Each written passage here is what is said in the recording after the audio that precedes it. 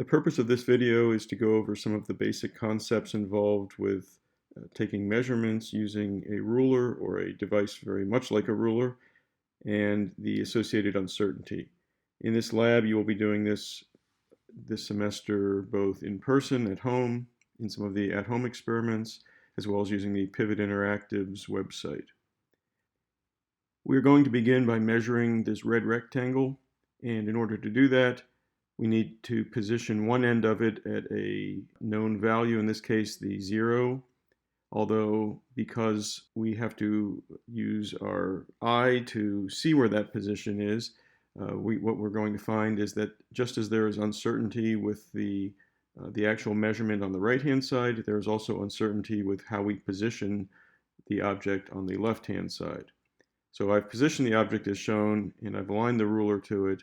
And now if I look at this rectangle and the ruler, I would say that the measurement is something like 4.8 centimeters or 48 millimeters. But we need to talk about the uncertainty. So the first step in talking about the uncertainty is to identify what is the smallest increment that I think that I can distinguish. And so in this case, I'm going to treat the actual physical increment on the ruler, the smallest increment, which is a 1 millimeter increment or 0.1 centimeter increment. So the smallest increment that I can see is 0.1 centimeters or 1 millimeter. Now we need to consider one side of the rectangle that we're measuring. And so with an increment of 0.1 centimeters or 1 millimeter, what that means is that I can distinguish half of that on the one side. So in other words, 1/2 of that increment is the uncertainty associated with the measurement of one side of the rectangle. So there is a plus or minus 0.05 centimeter or plus or minus 0.5 millimeter uncertainty associated with the measurement on the left side and where I position the rectangle on the left side.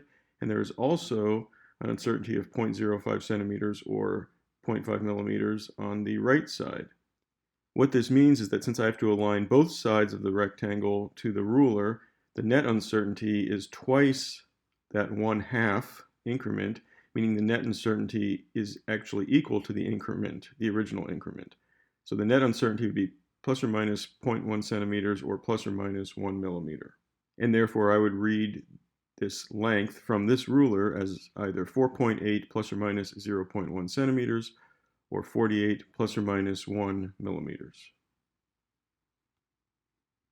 We're now going to consider one more example. And in this example, we have another ruler that is also marked in centimeters. But because of the scale difference, we only see markings every centimeter, but there is quite a bit of space in between each of these markings. So the point of this exercise is, again, we're going to try to measure this red rectangle, and we are going to follow the same steps.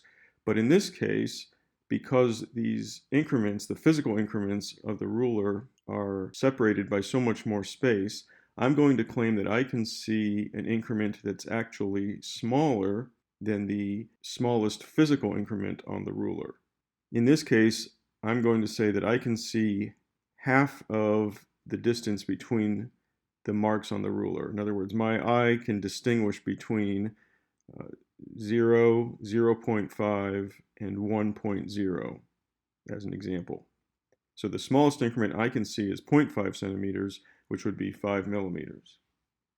Just as before, that means that 1/2 of an increment would be half of that distance, or 0.25 centimeters, which is the same as 2.5 millimeters.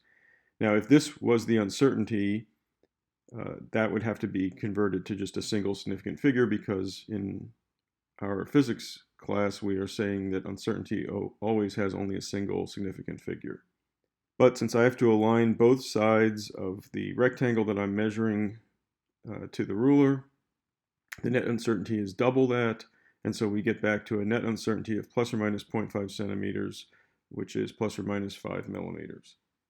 When I look at this rectangle, I would judge the distance as in the middle between 5 and 6 centimeters. So I would call that 5.5 centimeters, and then I would have an uncertainty of 0.5 centimeters. That'd be equivalent to 55 plus or minus 5 millimeters. The point of the second example is to demonstrate that It is not always the smallest physical increment on a ruler that will determine the uncertainty. If you can see to a smaller increment, then you should use that smaller increment. This is particularly true in some of the later labs this semester when we use this Pivot Interactives website. It will have some built-in rulers, and sometimes the increments are rather large on their built-in rulers, and that you can pretty easily see, let's say, halfway between those increments.